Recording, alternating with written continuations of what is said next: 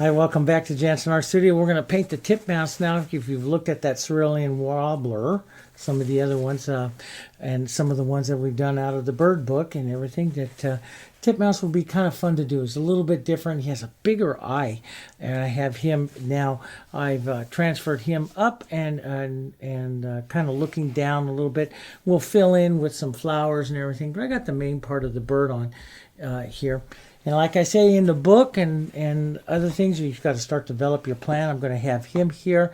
He's a gray bird with some yellow on it. I'm going to put some blue of the sky back through here and maybe some contrasting colors of that gray blue and stuff, maybe some red, violet, white type of flowers or so into that. We'll see how we get going. Now, we've done it before where we've put, I've shown you in the book and stuff where you can put sky in and stuff behind them and then build them or build them. There's no real rules to the technique. We're going to balance it all here. I'm going to paint him alla prima.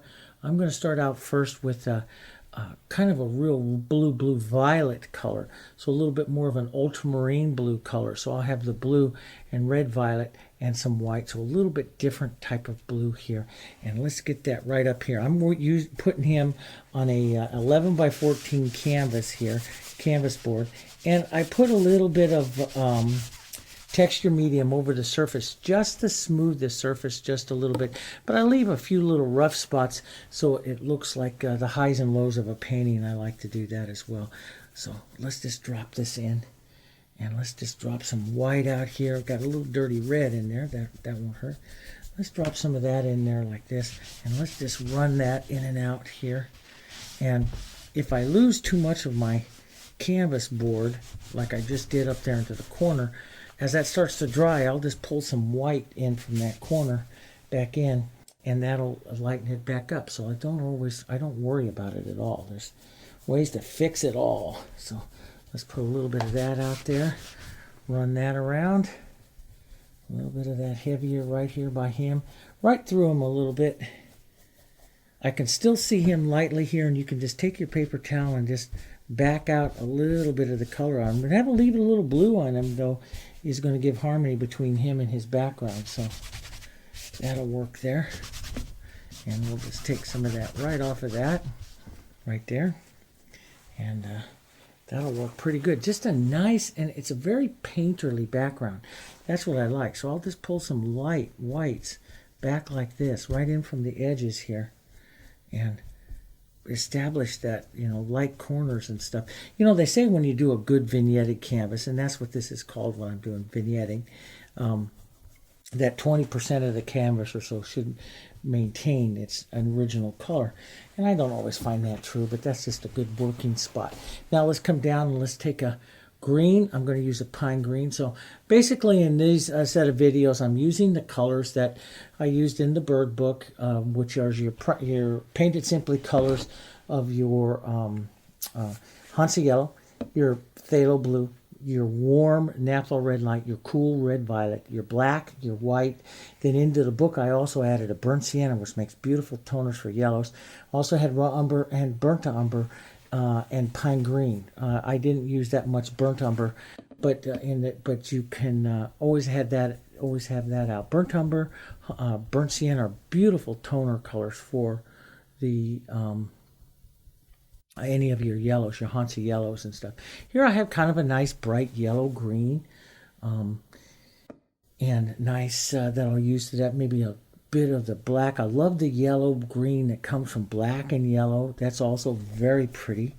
We can put some of that down here, down low into him, and up and around where we might have some of these flowers and stuff around. I like to leave his head just like I've left in the bird book and some of the things I've shown you in other videos. I like to leave them up where they're not in competition too much with too much stuff. So I'll leave some of that open, and then we'll get very painterly out here like this with some of our other colors, and just let that movement come out like that, and that'll just make a nice setting here for him. We'll put a little more color, a little more green and black color here into this area. This will really help him come forward and make a nice setting for some of our little flowers and stuff that we'll put in. That's pretty good. So nice heavy colors there. We'll let that come out. Again, we'll let those come out, and we'll give even just the idea of a stem or something like that. I like to get very painterly, you know, paint these quite quickly like this. And I feel I get more interest when I do that. Okay, so we have that down. Now, let's come in and start stating some of his undertone. He's going to have a gray undertone, a blue-gray undertone for most of his head and his wings. And so I'll take a little blue and a little black, and then lighten it up with some white here, until I get this kind of a blue-gray undertone. And I'll have just a touch. It's a touch warmer than what you would do with that. So I'll have a touch of burnt sienna into that. That'll help warm that undertone up a bit, and it's a beautiful undertone for him. So I'll start right in here, right into his, where his feathers are going to go up a little bit. They're beautiful. I have millions of these little titmouse birds here at my house. Feed them. They're lovely. They love peanuts. They're fun to watch. And they're just all over the place here. And they raise their head up like this when they're looking for something, just like a cardinal does. One of the other birds that is around here, cardinal does that a lot. Raises their top notch of their head feathers up like that when they're looking at something. Let's drop some back down in here into his wing. So we'll put this nice undertone here into his wing. And the undertone color I have here is a little dark. It could go a little lighter, but it'll do. We're just showing you a very casual way in which I love to paint the birds here. And we'll put a little movement back into his tail here. And again, with the the book videos and stuff, I talk to you about a plan, establishing a plan here. I kind of have an idea where I'm going with this one here already in my mind, establishing that. And so we'll just kind of follow that, putting him here with his white blossoms and stuff. And he's going to have a lot of contrast with it. So having an undertone here that's a little dark is not going to hurt me at all. I do want to then make up a lighter gray. And just grab some of the green here. Some of the burnt sienna's on the reddish side, see here. So if I mix it up with some of these greens, I'm going to get a gray. Get a beautiful toned kind of gray. But I do want to have this slide slightly yellow, warmer yellow. So I just add a little bit of that in there. And if it looks too green, add a little more burnt sienna. And you get this beautiful undertone here. Undertoning colors, get that a little bit more to the yellowy side here. That's beautiful. That's a beautiful undertone for him. Kind of grayed yellow undertone here. Color, lighten it just a bit here. We'll add just a touch of extender up here, loosen that up a bit since I did so much mixing of it, and we'll coat that right up by his head here. Down through his body. Set that tone right in there. Right through his body feathers up like this.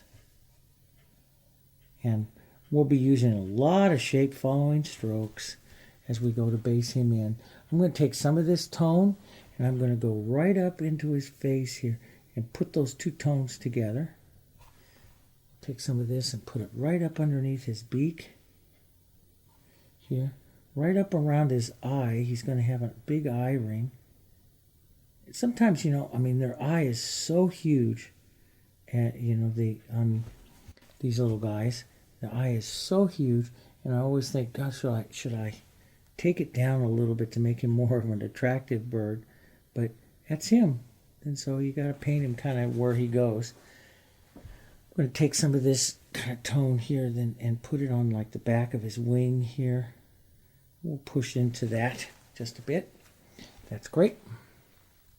Now, I'm going to stop, reach over, and grab my little brush here. Use a 4 or an 8. I've used that on the birds too. I'm going to use a little 4 here. put a little black into it, and let's go about setting his nice big eye that the titmouse has, the big eye. And then I'm going to set a little dark right to the bottom tip of his beak here, which that's going to have. And then I'm going to gray up. I'm going to add some gray right from where I was painting there, right into that. We'll gray up the top part of his beak here, round that right on down. That top part of his beak, kind of blend that in, and then the lower part of the beak here, join that in there. There, like that. He's going to, while we have that black going on there, he has some black that's right here, stroked down, right down to his beak here, and it goes, leaves a white band right around between his eye band and that, but he has some nice black right there. Okay, so we'll establish that in there. Little bit of the dark shaping to the lower part of his beak here, the little separation of the beak. We have that. While we have that black, we'll just go ahead and right here to his primary flight feathers. His primary feathers, or his big long feathers here. We'll establish some of that look here and streak that in. I'm not going to paint him with a tremendous amount of detail because I want him to be very painterly here, so I'm not going to establish a whole lot of streaks into that area. So I want him more painterly, but I will put that right there, and it's going to go over his coverts here. They just cover that ever so softly, and so I'll just use my finger there to soften that back a little bit of down here for the flat of the tail, for where the tail comes through, and I'll just run my finger into that, soften that exchange a little bit because I want him to kind of soften as well. Okay, now let's go. So we have their basic tones down. We have some of that dark tone down.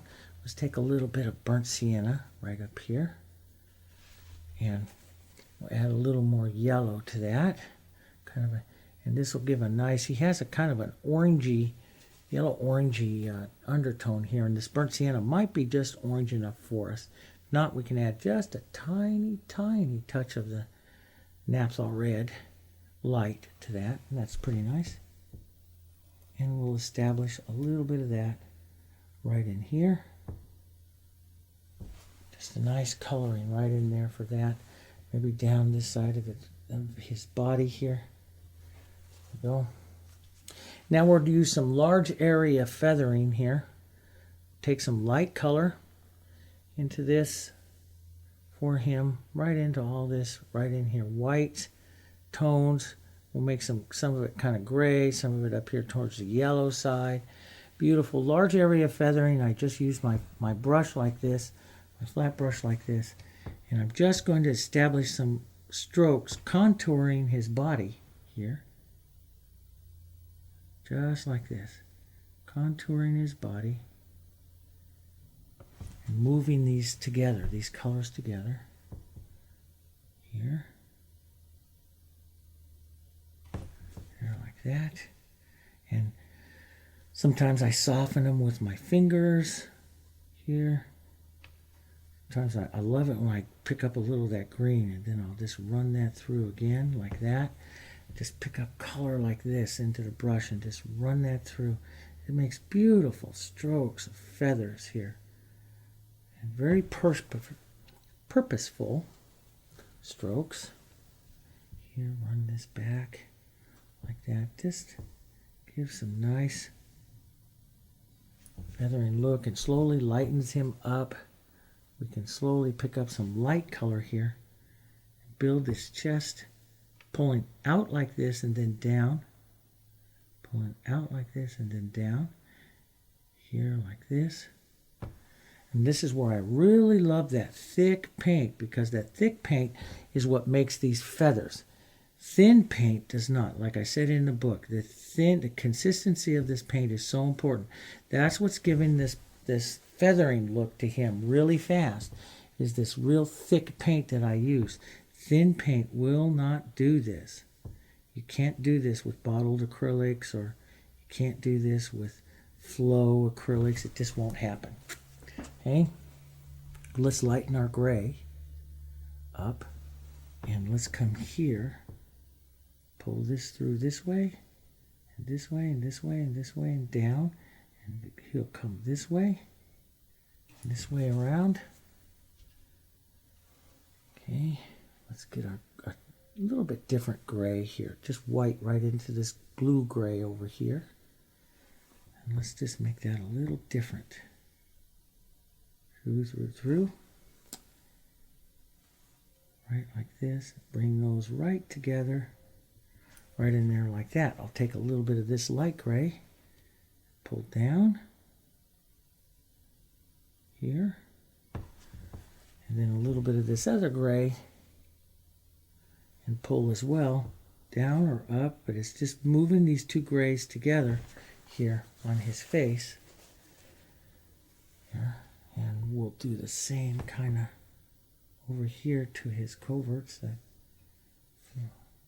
move some of that feathering color, movement color. Get a little darker gray, a little bit of that sienna, the burnt sienna into that. We'll just create some gray movement here. So this big brush, see, I use the colors, the lights and darks, back and forth. And you get this, and when the colors are thick like this, you get this kind of working of the colors. They're not blending. I'm trying to not take too many strokes, but they're streaking. And that's what I want. That's what gives the look of the feathers. They're streaking. Okay, that's good. Here. Now let's come back in, and let's start working a little bit more purposeful around him. And let's tap some white. Now, he doesn't have a very distinct eye ring at all, but I like to do that on him. So I'm going to put a little bit of the light right around his face here, the eye. This is my little number 4. You could also use your little quill that I recommend in the book, my bird painting book. And some of the other lessons, but there's a little quill that I use sometimes, the Raphael 16684. And I'm going to, but a lot of times I like just what this brush does as well. I'm going to establish a little bit of a highlight there to that. Then I'm going to reload my brush with some black and paint out what I don't need. And we'll paint the eye back down into the eye ring a little bit. Soften the edges of the eye ring like that, and he'll pop up with more interest there. As a matter of fact, let's zoom in just a bit more for you. Okay, and a lot of times I'll take some of those grays, that gray and that black, and I'll put a shadow to the eye ring right up underneath that eye socket shadow, right in there like that, and that really softens him out, and especially since he doesn't really have a white eye ring. We'll just tap some of that out there like that, and that shadow will define here just a little bit. He's going to have a little bit of line of his beak here, pulling down like that. That'll be good. A little shadowing there. Now let's come in and let's feather some of the light strokes. He's really kind of a fun bird to paint. I've painted him all different kinds of ways in my history of painting. It's a fun bird to paint. I'll take a little gray in my brush and just take some of that out. Feather through some of that, get that nice interest there. Tiny little bit of light. I'll use the tip of the brush. It's a little quick to go to details, but sometimes I do. I'll have this lighter tan kind of color that's going to go right between his eye and the black area there. And it'll work right up in here. Pull right back and forth into that area of his face. We'll add a little bit of that feathering wise right out through here. I just tap and lift up. And if you use the paint very dry like this and stiff, because it's very stiff, it'll just fan out the brush a little bit. And as you stroke this brush, it'll look just like magic. It'll work just like feathers. And let's get some of this down. Lighter gray color. Down into here. Down into there. Hit the black there and picked it up, and I don't worry about it because I'm going to be feathering back and forth so many times. Here. There we go. And we'll take some of this soft whitish color, feather right up to that edge of that eyeshadow. There. That's kind of neat. Here, we'll put a little bit of that light gray here onto his beak. There, like that.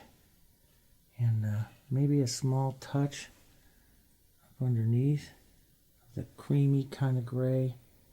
Soften that with some of the black. There, like that. That looks nice on him. We'll put just a bit of a shine here.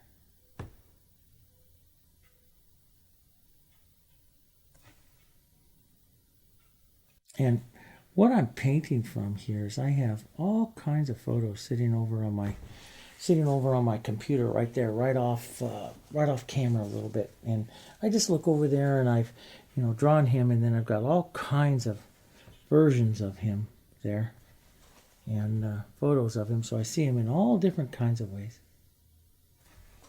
and that's where I like to do. And so I may pull one little look from one bird and one little look from the other.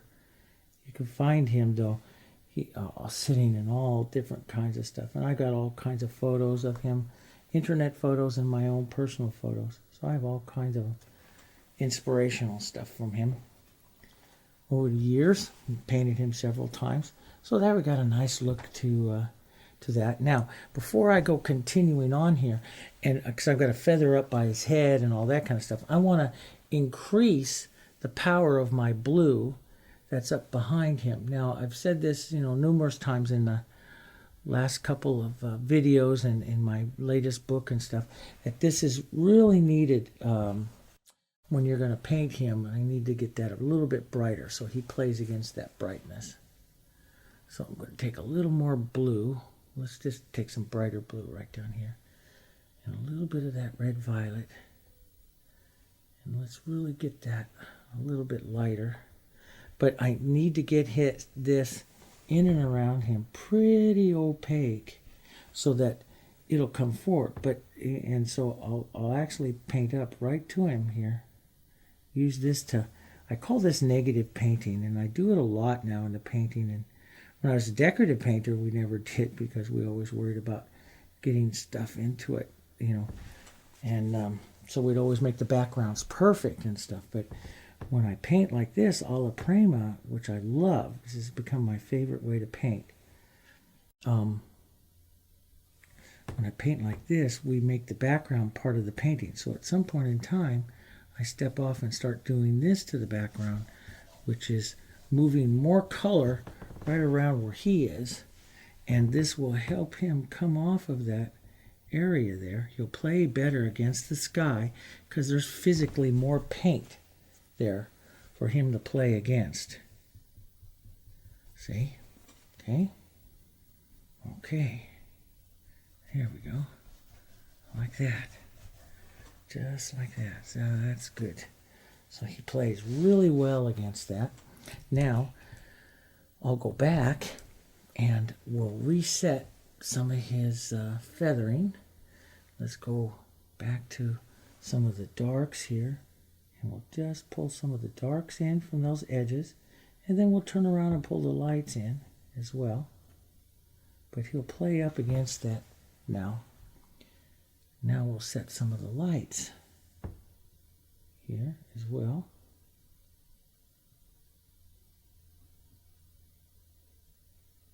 Let's bring those in. There, like that. And he's quite light right up in that area. But if you get to, like I say, you get too much white, which happens quite often, and I'm starting to get just a bit much, I'll just load my brush with the gray, and you can even pull out the other way here, leaving the little light tips out there. Pull out many ways back and forth there to establish that light color out there on the tip. There. And I'll leave a little bit of feathering detail out there, which means I'll use more of the chisel. You could use the point of a round too, but I like the chisel because it's uneven. You know, the point of that little quill round, which is absolutely flawless, is sometimes too perfect. You know, and there's a lot of people who paint animals and stuff with lots and lots and lots of millions of tiny liner strokes. And I mean, it's pretty, but I don't like it because it doesn't look like a painting to me. That's just my own personal opinion, but I don't care for it that much. I like where the, you know, the differences in the brushes and the movement and stuff, so I like it. I think some of it's very pretty though, but it's just too precise. So I like variation that comes like through here. Okay? And I'm getting in through there. So, but that's a personal choice. So I'm going to put a little more creamy color in there. We'll come up with a little bit more of our light, and now we got a pretty color to him. It's coming back and forth between the lights and the creamy gray and the gray. We'll push this back. You could soften any of that movement with your finger and restate it a bit.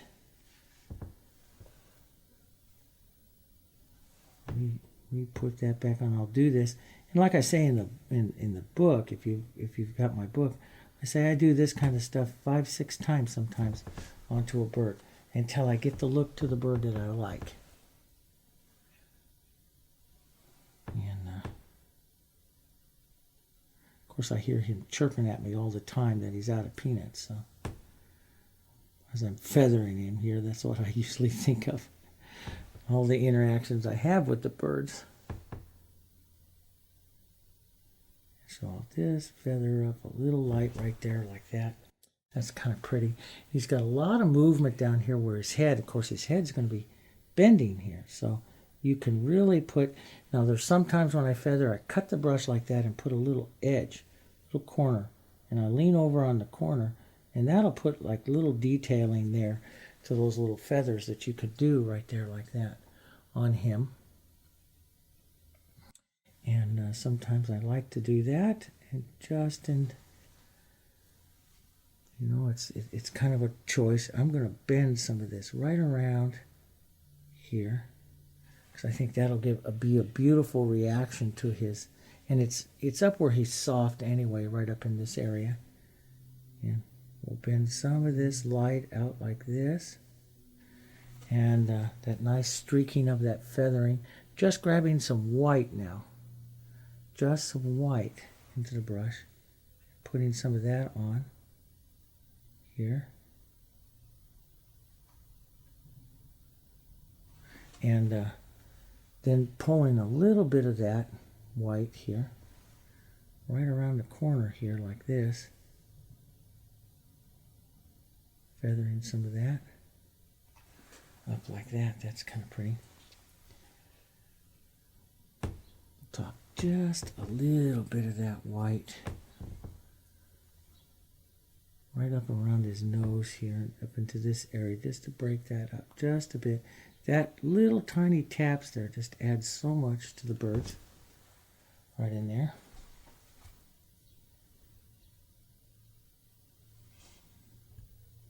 And we'll put some right in here.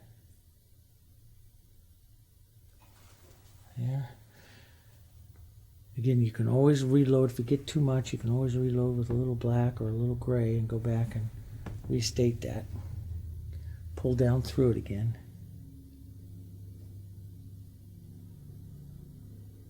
Here to reset some of those feathering areas. That's kind of pretty. They always have that kind of little break from their eye or right down through here. So I'll just kind of tap that in, give that kind of suggested break there, and then feather a little bit by it.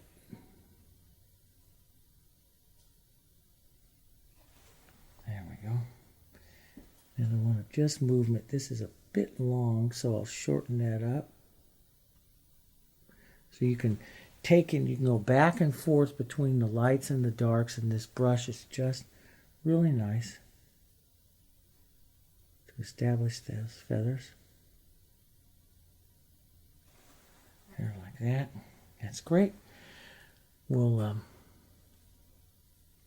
continue on down now. Before I go down in there, I'm going to take a little bit of gray, stroke a little bit of gray through some of his body here, just to break up that yellowish just a bit. And I'll use my finger sometimes and pull through. And see, that just adds a little bit of that gray tone into him there. Then we'll go back to our light tone here. Maybe just a touch more of our Hansa and some white here. Really a beautiful light tone. And we'll apply some of these feathers here. Breast feathers here, right up to the edge, like that. Nice light ones. Here maybe at this angle a bit.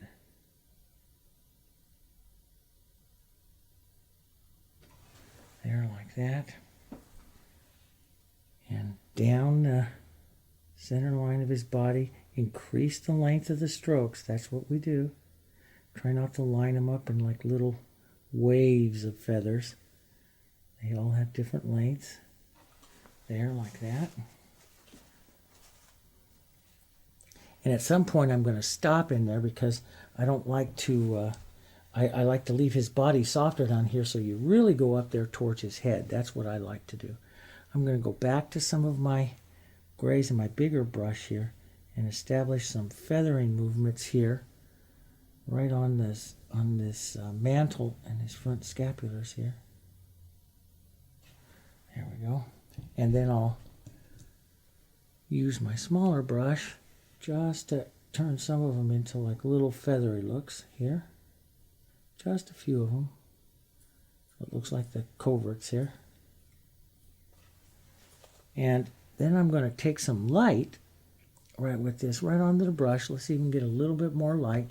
This is one of the things I love to do, that their breast feathers are so light and airy and stuff, and sometimes with a lot of them they'll go right up over the mantle and scapulars here. They'll just fold over like that.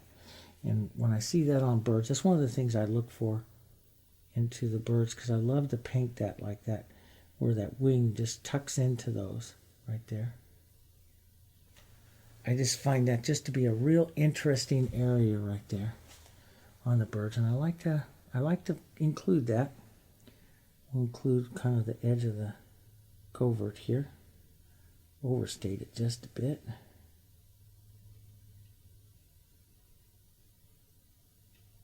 Overstate those just a bit, just a little bit of that on there. There we go. We'll put just run the brush through the edge like this and pick up that little chisel, and I'm going to pull that color. So I'll turn that color to the back side here, and I'm going to pull that color, and it just kind of curves around just a bit. And these will be his main flight feathers, and how detailed you do that, that's kind of up to you. It's kind of a personal choice. That's a little bit much for me, so I'll just run a little dark right through those and soften out those lines just a bit. I like them to be a suggestion. I don't like them to be overpowering at all, especially since we're so far away from his face. So I like them to be kind of suggested in there and not overpowered. But he does have that nice dark stroke here and dark stroke right along that front side there, and his wing that pulls up underneath. So that is a little bit of that's needed. how much of the back you show and then let this fade off, that's up to you. I like to leave it a little lost. I'm going to leave a little lost edge there. That's going to play right up against that edge. I'll just brush that in a bit. So that'll stay lost back there. All the way back through here. We'll let that tail start to lose, but we'll put a little stroke of light on it. Just let it go, start to fade away there. Like that, just a bit of it. Okay. And his legs are gray. We'll just go ahead and add some of those. I'm going to bury the actual claws by flowers and stuff, but they're actually gray here.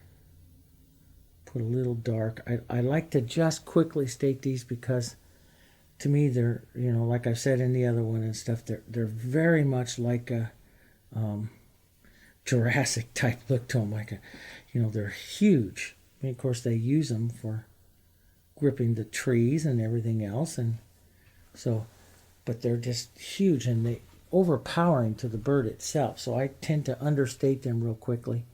Then I'm going to understate them, and then I'm just going to pull a little light right over them. Usually have a tail feather or body end of the body feathers right back down in here. So a few of those can go on. This little number 4 just works perfect for that. It's just casual. It's that fusion hair, just works perfect for that. It's real soft. It's not as springy as your regular liner brush, so it feathers these birds perfectly. The liner brush is too perfect. Especially a synthetic liner brush.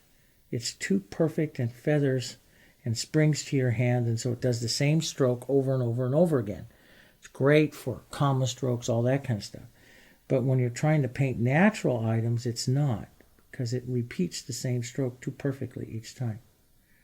So we get more of a natural hair, and that's what this is. And what it does is it can't. It springs. It's too weak to repeat the same stroke all the time. And the slightest little difference pressure in your hand makes it act completely different. So it's perfect for what we do with the birds. There, I just put a little more light coloring into him. Love him. Absolutely love him. Now we'll come in and we'll just quickly state some blossoms here. Let's step back, in our painting here. Let's go back a bit and let's just quickly state some white blossoms and stuff like that. Let's take a nice gray, red and green and a little black and white. We'll make a nice kind of a gray color here. We'll use this for our blossoms. And we'll put him in here. Some little set of blossoms, and we'll set some back through here. Again, we'll try not to collide too much with him. We'll set some back through here, some movement and stuff, but we'll try not to get too much up and around him. And we'll get some more green. Pull this right down through here and out. Let's grab some white and some yellow. And I know I move kind of fast. A lot of people say, oh, he's moving fast. I have to move fast. If I don't move fast, I'll play. And so I move and move and move. And that's why I tell everybody, move. Move when you paint. You know, it's move. Because don't play around too long, because you get caught up in too much of the details. You'll lose the spontaneity to your painting. And so don't do that. Just get out there and just put some of this stuff on here. Just get it going. And, it's painting, and it's paint. And if you need to cover it up, you can cover it up. But get some paint on there. Get some movement going. Get some stuff going in there. And, we can change it later if we need to, whatever. But just keep moving. If you stop and play and think about it, it becomes stiff. Just let it happen. And I know that's hard. I know it's hard. It took me the longest time to get that. Coming through this from rose mauling and all the other stuff that I did. And yeah, I know it's hard. I feel it, but it's true. It is so very, very true. So get some of these colors out here like this on this. Let's get some of that green and that blue and all this stuff out over here. Let's get that right out there. Let's get that into that painting there. move some of that color around. That's nice. That's beautiful. Love that. Love that. Gotta love what we do. You know, painting is so much fun. And again, if I get too much, and it's hard because this is a smaller canvas, if I get too much of that, rid of too much of that, I'll just take some white and put it back in. And it's not a true vignetted, but it sure does look pretty, you know. So I'll put some of that in. Just move that through like that. Love it. There we go. Get that movement and that thick paint movement. That's what's important, is that thick paint movement there that we establish. Okay. Let's come in and we'll use our, back to our larger brush here, number 8 or so. And we'll take a little yellow and red here. We'll put in an idea of where some centers might be. Some centers to these little blossoms. We'll have one, maybe one like right out over there. Little touch of red violet into these right up here, because these will have more contrast. Just touches back there to those. A little more contrast. Tap that around a bit. Here. That's good. Some other colors. He's got a nice yellowy tone to him. So let's just put a little bit of yellow here and again and around here someplace into some of these, so that they'll pick up a little bit of that yellowy tone that he's picking up, casting up there. You see a little bit of that into them. That's pretty. Into him. Let's grab some white, okay, and let's just go bang, bang, here like this. Put these little blossoms right in there, bang, here. There we go. Pull out, sometimes pull out. Pretty little guys. And you can pull out slightly from that center to get a little more interest to that. That's pretty. Here's this one. Bang. Heavy, thick paint. Thick, thick paint. Don't stroke them too many times. They'll blend. You want to leave that interest from that color movement here. Let's just go bang. That's a little heavy. Here. I want that to go down. So I'm just going to put a little gray, a little bit of that in the brush and lift out just a touch. Lift out from that center. There. Like that.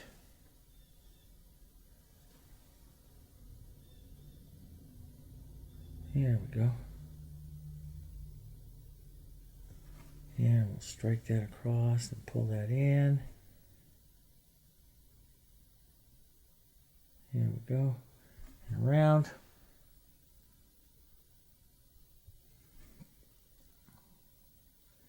Here.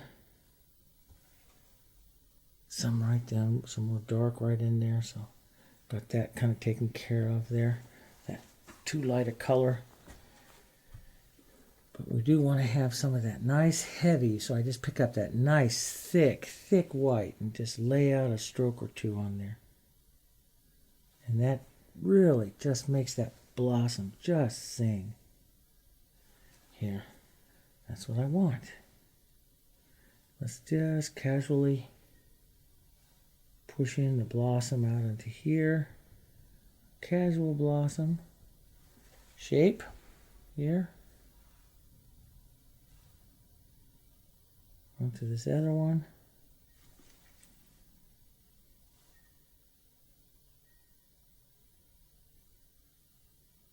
There, like that. So curve this edge here so it pulls it in. So you just give a little bit of a chisel there and it makes it look like it's growing up and out there. We need to move the center down right into here. Right into there. That'll be perfect. That'll be perfect little blossom there. Here we go.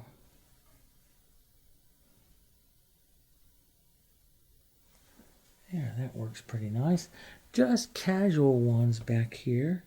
A little more transparent because they're going up against him and stuff. So just a little bit of transparency to them. Let them run into that weak colors. Don't pick up quite as much white as your stroke. Let them be very weak. You could use your finger in on them to just soften the edges and push them back. That'll work. And again, these are the kinds of things you have to paint kind of quick. Kind of quick. Put one right up here. Chisel edge across the front makes the turn, makes that little blossom turn. Now I have lots of videos and books on turning flowers and putting flowers into compositions. So if you have trouble with that, go there. There's the Study of Flowers book, stuff where I talk about turning flowers and all different kinds of things, wild roses and flowers and roses and blossoms and daisies, how to turn them, how to make your flowers go all different directions. That's what that book is about.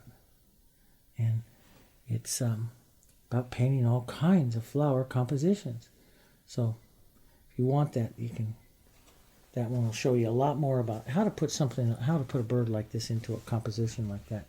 Let's just come on down here. I don't have anything. I'll just lightly streak like this and give the impressions of some little blossoms pulling out and ending out the compositions right down here like this. There. And that'll finish off that part of it. Let's go to a pine green and a black, maybe a bit of blue into that nice dark color. We'll use some negative painting to help shape up some of these blossoms a little bit here. Use that through some of our stem lines and stuff here. Grab some of that movement here, like that. It's nice, powerful movement. Some negative right up in here that will contrast with what we're doing with him. Right up in here. So the negative painting is just a dark color, and I can use that to refine and shape a little bit some of the areas. Dark green here.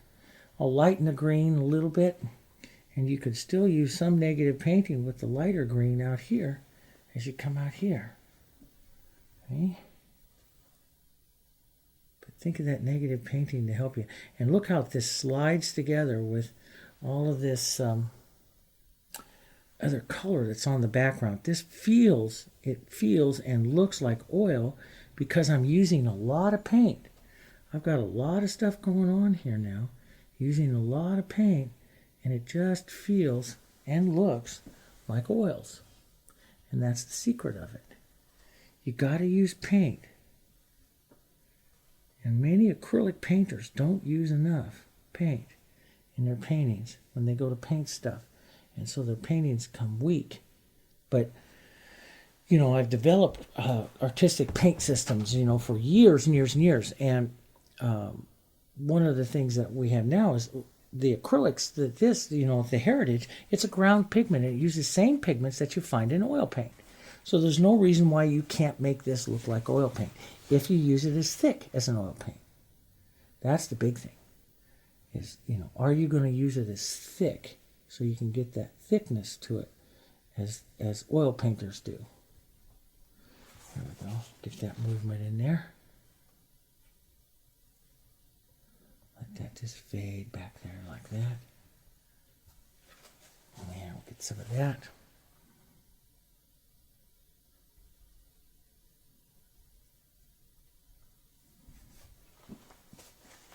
Set that back. Here, let's just put a little whitish movement right out here. Maybe that's another little one right there, sitting in there. Maybe there's another little whitish movement right there. That could be one. It's just movement, that's all. It's just light movement. Let's put a little light right up on that one again. Here. Little blossoms. Fun little blossoms. In and out. There we go. Fun little blossoms there. Get down to this darker color here. We'll give like the idea of some septal type leaf. Just real quick. See how fast I established that? That's how fast I like to do it. Some of that movement. Let's get some of that Hansa yellow in there. Let's get some of that in there. Get a little touch of that through there. Let's get a little bit of that showing up back here softly into the back.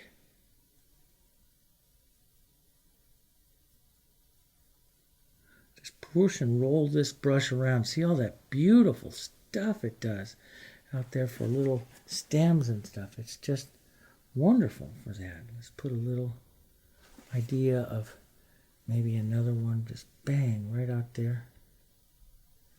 Maybe one's right there.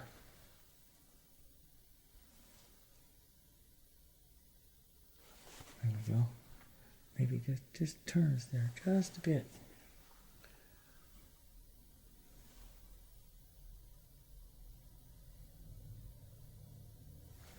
There we go. Just quick little strokes. See, watch my brush and I use the little corners and edges of it, so I don't always tap the same roll and corners and push. That's what makes it pretty. Let's grab some of our yellow. Let's tap it down into here. Yellow will be the big center, and then we'll just let it run off the brush, tapping and pushing the corner as we come out of that area. You could flip the brush over, tap the other side to soften it out, and that'll make a fun little center for these little blossoms. So here, tap that in, then go around and around and around, becoming softer and softer and softer. You can use the other side to just refine it and soften that edge a bit more, and then you have another beautiful little center. Let's do this one. Okay, tap that in. Maybe a little softer, a little quicker on this one because it's got to fade away. Here. Let's even put a little gray into our brush to help that soften back. There, like that. Real soft, just a little bit of yellow now in the corner. So as you tap it, it fades away real fast. Just a touch. So you see just a little bit of it. Just a touch, so you see just a little bit of it. There, so it fades away just a little bit. There, like that. And that's a pretty little painting. I like that. I don't think I will, you could come in and you could add more contrast, but, as you start adding more things and maybe shaping up or doing something out here, what you're going to be doing is competing against him. And I want to keep that interest right up there against him. And you might even consider putting just a little more dose of that blue and stuff, that blue and that light blue right in here, a little bit brighter and lighter right in here, so that his front face really competes up against that brightness that's right there. And sometimes, on my florals lately in the last year or so, I've been putting a lot bit of a light strike up into that area where the floral's coming into contact, and I really like that. So let's just run this, but make sure you run a little bit of it over here so the color carries through. There we go. That's pretty. That's a beautiful painting of the little titmouse. Okay, hope you enjoyed. I had a great time painting with you on this. Watch how fast I go. If you want, those of you that don't have it, if you want to have a lot of that instruction, it's all in here in The Art of Painting. Our 170 pages book has 9 painting lessons in it, and it has another bird that you paint into the DVD. It also goes through details of the technique of what I do with large area feathering and so on and so forth, consistency of the paint, some of the different techniques that I use, negative painting and stuff, and feathering. So it has more details in there, stuff like that. So hopefully you have that book, and you're just using this one as painting more things, because that book gives you a lot of ideas, okay? Thanks a lot for joining me. I'll see you next here at the Jansen Art Studio. Till then, you have a great painting day. And as always, if you have any kind of questions whatsoever, go over to Global Art Supply. Register right on our forum. We just register it there so we keep out the people who aren't really there to paint. And just register on the forum, and you can ask any kinds of question there. We have about 12 teachers online all the time answering questions there for you. So it's all there. It's a resource for you. It's all free. You can go right there, globalartsupply.com, and register for the forum. And there's also free lessons on there, okay? And also look for us on YouTube, my YouTube channel. Just look up David Jansen on YouTube. You'll find me there. Or Jansen Art Education, you'll find us there. We also have the Paint It Simply channel, which has hundreds of videos on that one on YouTube also. So look into that. Till then, I'll see you. You have a great painting day. Take care. Bye-bye.